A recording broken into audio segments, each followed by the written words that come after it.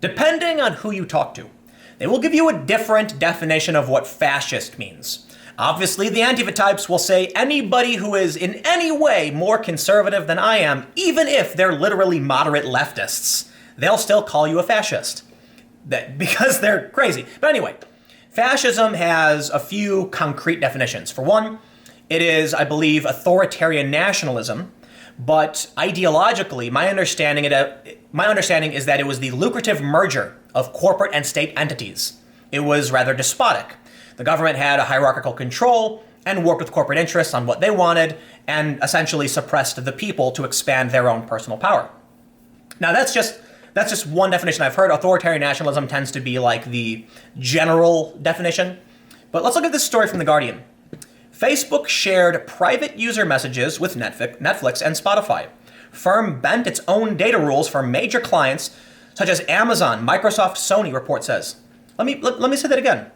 Facebook was sharing your private messages with these companies. So I was talking to someone and they asked me, what does this mean? You know, with Patreon becoming this monolith in this space, effectively being your boss, when they're supposed to be a service that you've hired, they're now freezing money that people are trying to give you. What's going to happen?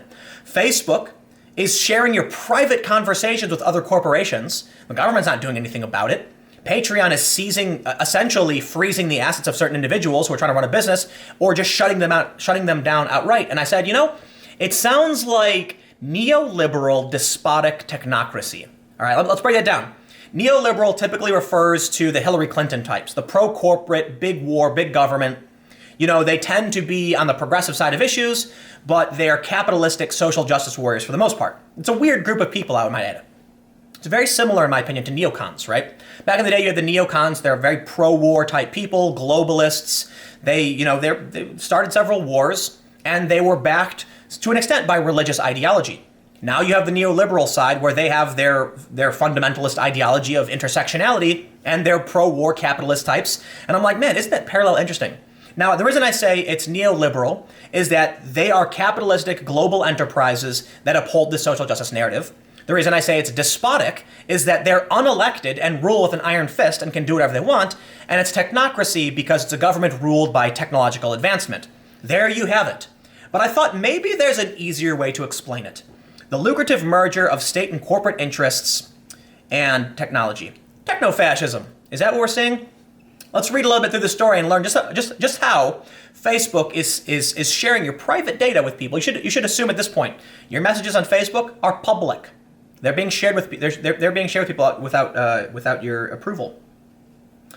The social media giant granted major companies far more exceptions to its privacy policies than previously known, making user data available through loopholes to companies including Amazon, Microsoft, and Sony. The loopholes, reported by the New York Times, suggest a company that was prepared to bend its own rules to keep valuable partners on side. Facebook gave Netflix, Spotify, and the Royal Bank of Canada the ability to read, write, and delete private messages. Oh my God. It gave Microsoft, Sony, and Amazon the ability to obtain email addresses of their users' friends as late as 2017, and it gave device manufacturers such as Apple the ability to build special features that plugged into the social network. Okay, giving Apple the ability to build special features, yeah, I don't really care. But giving these companies, Netflix, Spotify, and the Royal Bank, the ability to write and delete private messages, giving Microsoft, Sony, and Amazon the ability to obtain email addresses from my friends. This is where it gets really scary.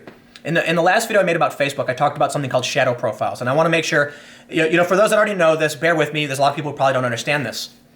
Let's say you never signed up for Facebook. You still have a Facebook profile.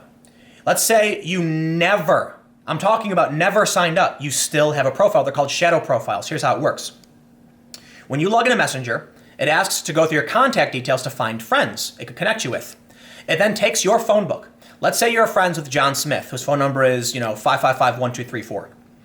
A mutual friend of yours, Jane Smith, also knows John and puts her phone book in Facebook. Facebook now sees two different phone books with the same name and phone number. They put it together and say, it is very likely there is someone named John Smith with the phone number 555-1234. These profiles exist in private. You can't see them. They use it for selling to advertisers and things of that nature. That means John Smith, who never signed up, who never agreed to give his private information to Facebook. Facebook now has it. Why? Because they took it from your friends. Now we're learning they did the same thing with email addresses. So now Facebook has your phone number, it has your email address. Here's where it gets crazier.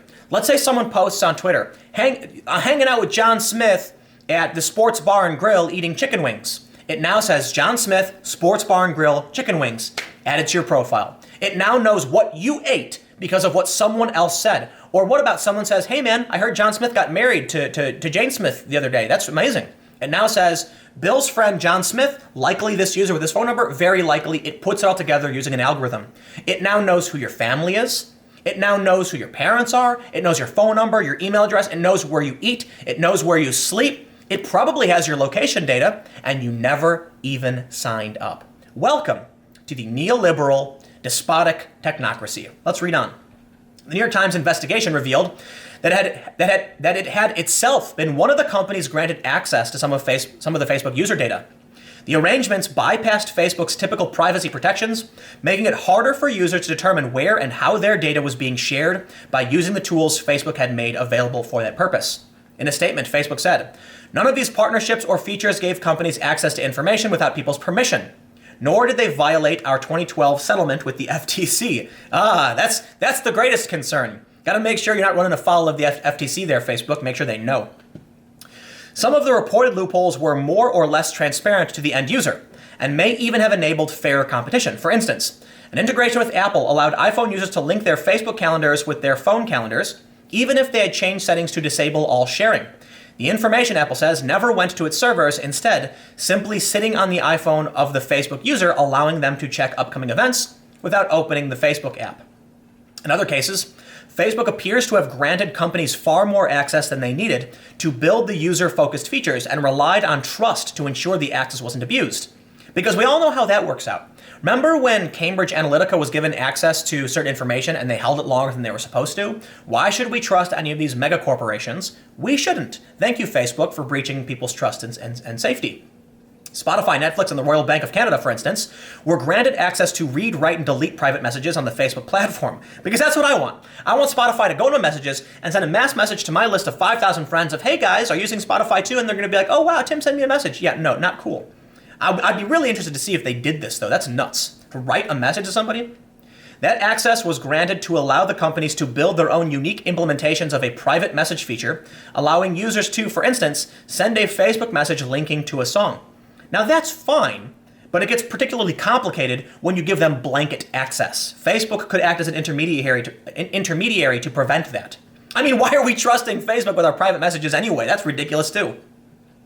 But even the companies themselves seemed surprised by the extent of the rights Facebook had given away. Apple told The Guardian it was not aware that Facebook had granted its device any special access. Spotify, too, said it was not aware of the broad powers Facebook had handed over. So get this. These companies, never asking for this, were granted these ridiculous powers by Facebook because Facebook seemingly doesn't care.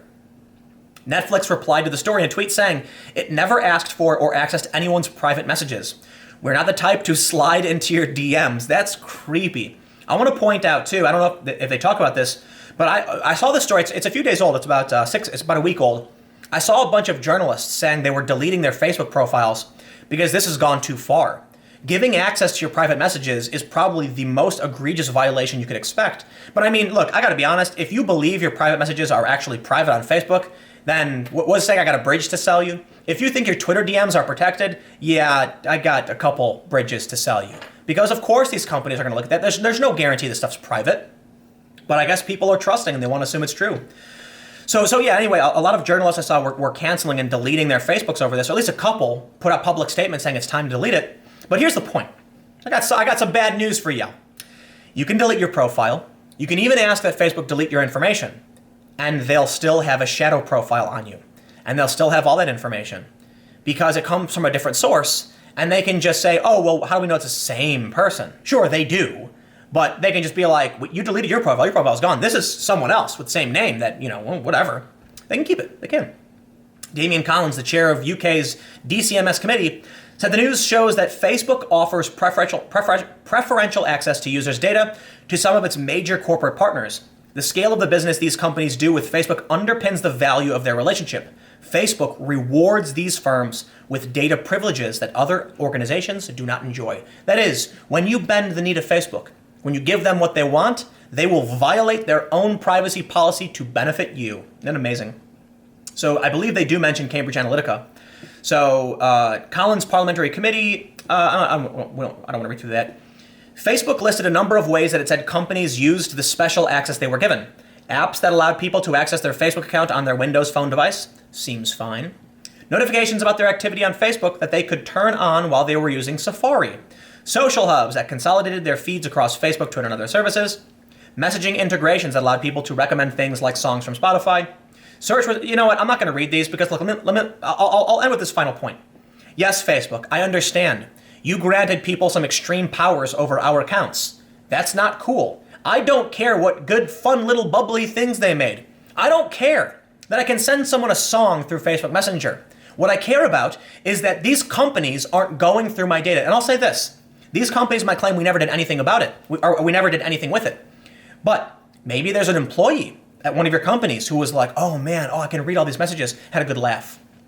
Just because the company says we didn't do anything with it doesn't mean they didn't read through your messages. Doesn't mean that some creepy pervert isn't reading your private messages. No. Facebook, look, I'm gonna end by saying this. You think it's gonna get better? Of course it's not. This is nothing. Nothing. It's gonna keep happening, and we're gonna keep chucking along like nothing's happening. No one's gonna get rid of their Facebook accounts. There we go. I just don't think we can ever get to the point where something will really change, and Facebook will just be further incentivized to continue doing this stuff. Anyway, more videos to come. Welcome to the techno-fascist, neoliberal, despotic technocracy, whatever. Click my name. We got more videos.